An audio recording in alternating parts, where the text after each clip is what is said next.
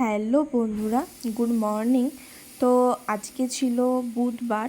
তো আজকে সকাল সকাল ঘুম থেকে উঠে বেরিয়ে গিয়েছিলাম, কারণ হচ্ছে যে আজকে তোমাদের সাথে শেয়ার করব বিষ্ণুপুরের কিছু কিছু জায়গা। তো ফার্স্টে আমরা চলে যাচ্ছি বিষ্ণুপুর লালবাঁধ। এটা হচ্ছে বিষ্ণুপুর লালবাঁধ যাওয়ার জায়গা। তো আজকে লালবাঁধটা ঠিক কতটা সুন্দর পুরোটা তোমাদেরকে ঘুরিয়ে দেখাবো।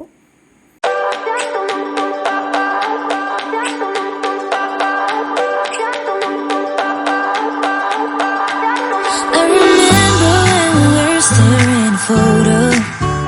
Don't forget the way you look me in the eyes. And I keep you in my heart. In my heart is where you are. I still think of you. I want you coming back. আর এই বিষ্ণুপুর লালবাঁধ তোমরা কে কে জানো আমাকে কিন্তু অবশ্যই তোমরা comment করে জানিও। তো এত সুন্দর অপূর্ব, মানে কি বলবো তোমাদেরকে, আমার বলার কোনো ভাষা নেই। যাই হোক, তোমাদেরকে আমি পুরো পাড়টা ঘুরিয়ে দেখালাম। তো তোমরা দেখতে থাকো পুরো ভিডিওটা। আরও কয়েকটা মন্দির আমরা আজকে তোমাদের সাথে শেয়ার করব।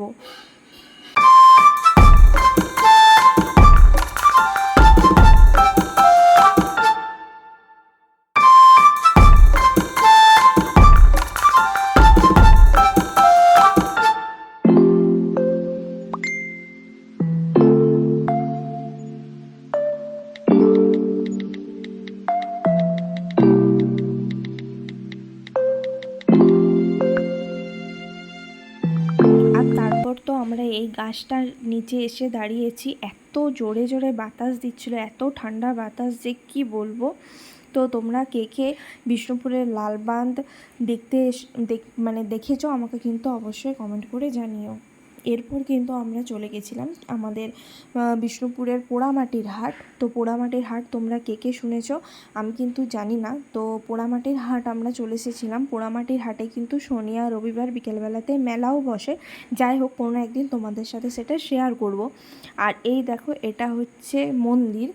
এইখানে দুটো মন্দির আছে, একটা মন্দিরের নাম একা আর একটা মন্দিরের নাম রত্না। তো আমাদের বিষ্ণুপুরে কিন্তু প্রচুর মন্দির আছে।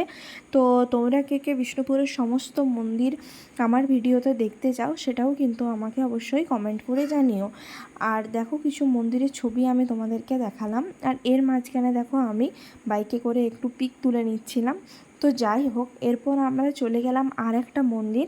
এই মন্দিরটা হচ্ছে তোমাদের বিষ্ণুপুরের মদন মোহন মন্দিরের আদলে তৈরি হয়েছে। তো এই মন্দিরটা কিন্তু এখন বন্ধ ছিল, তাই জন্য আমরা যেতে পারিনি।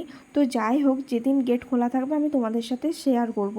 আর এদিকে দেখো, একটা স্প্রাইট আমরা কিনে নিয়েছি, কারণ এত গরম কি বলবো, বাইরে বেরিয়ে একটু ঠান্ডা না খেলে চলে। আর তোমরা কিন্তু আমার চ্যানেলটা অবশ্যই সাবস্ক্রাইব করো।